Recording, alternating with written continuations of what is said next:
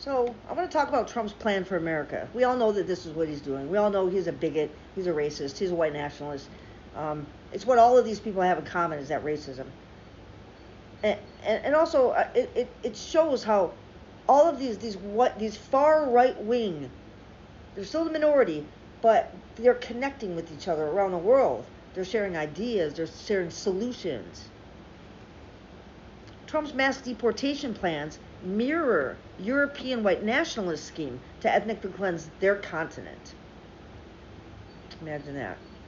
Martin Sellner is this guy we're going to be talking about. Since the second Trump administration took power in January, the United States has suffered a judicial crisis, the systemic erasure of LGBTQ plus and BIPOC history, and the deportations of non-white citizens, including children with cancer, amongst the onslaught of authoritarian policies suffocating the liberties of Americans is Trump's mass deportation strategy. Trump once referred to this strategy as remigration, a term popularized by Martin Sellner, an Austrian white nationalist with a neo-Nazi past, which relies heavily on false claims that the United States and European countries are being invaded and their people and culture replaced by migrants. Invasion claims consistently pushed by American politicians and others worldwide are rooted in the Great Replacement conspiracy theory, a theory totally debunked, often linked to anti-Semitism, purporting a planned replacement of white people by politicians and other elites.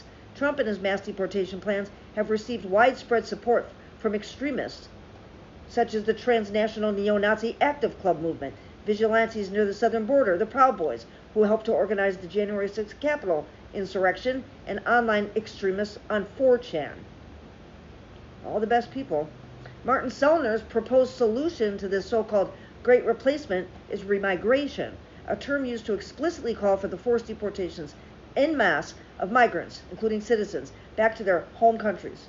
In essence, remigration is the means to enact an ethnic cleansing. It's endorsed by the far-right political parties such as Alternative for Deutschland, that's AfD, a party endorsed by J.D. Vance during a visit to Germany, and was classified pending an appeal by Germany's intelligence agency as a far-right extremist group. Several American white nationalists and eugenicists associated with the American Renaissance, AMREN, one of the longest-standing white supremacist groups in the country led by Yale graduate Jared Taylor, why is it always Yale, gathered in late 2024 to discuss remigration proposals with Europeans like Sellner and member of the Italian neo-Nazi organization Casa Pound.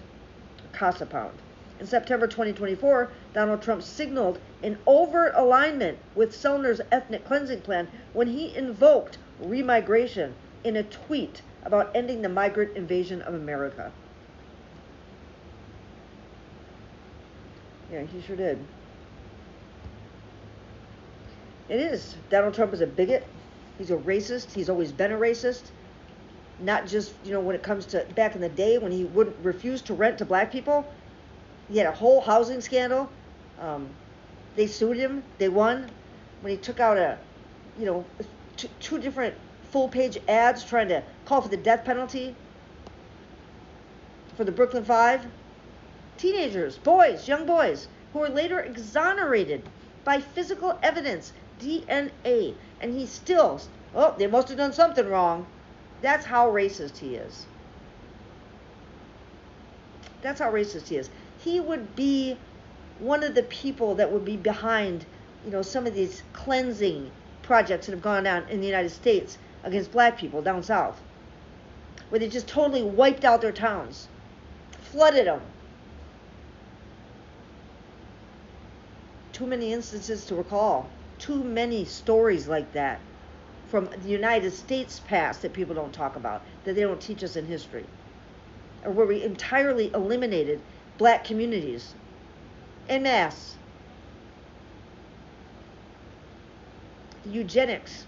He's always talking about genetics, Trump is. Always. He's got good genetics because his uncle went to MIT, and he's got, somebody else say, they got good genes, good genes. He always talks about that. And eugenicists pick up on that stuff.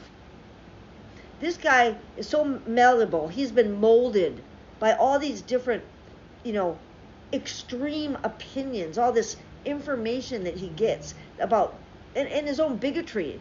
It enhances it for him. You know, it makes it all the better. He gets to hate so many different groups and so many different people. He's a walking hate monster. He is. And he's creating little hate monsters just all over now.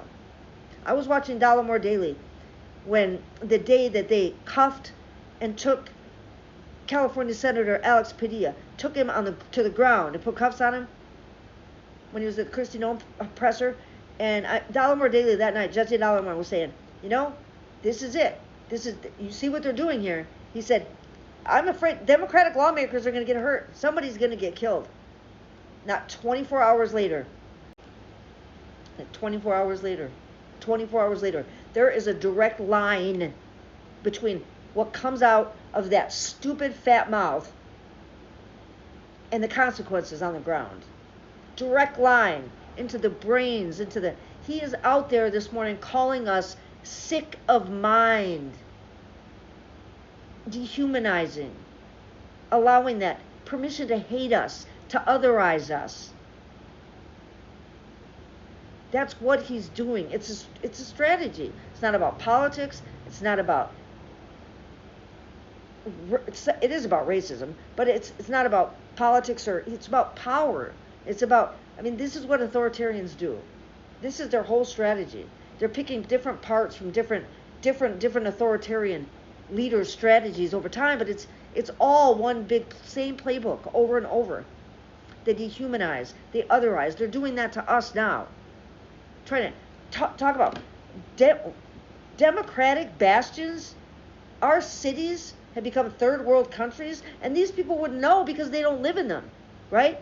All they're hearing is the President of the United States calling us sick, saying that we have a mental disease. That's what they hear.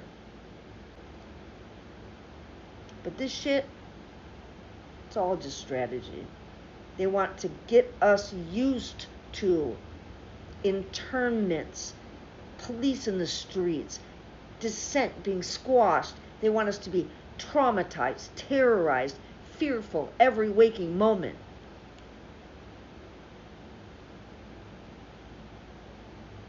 Yeah, well, and they're already inside our government, so I don't know what to do about that part. Peter Thiel needs to be pulled out of there too. You know, maybe we could send him to Snake Island. I think that's a perfect place for him to spend the rest of his life. Send him to Snake Island. He can do unregulated experiments with the snakes that live there. What the fuck do I know? Thank you for joining.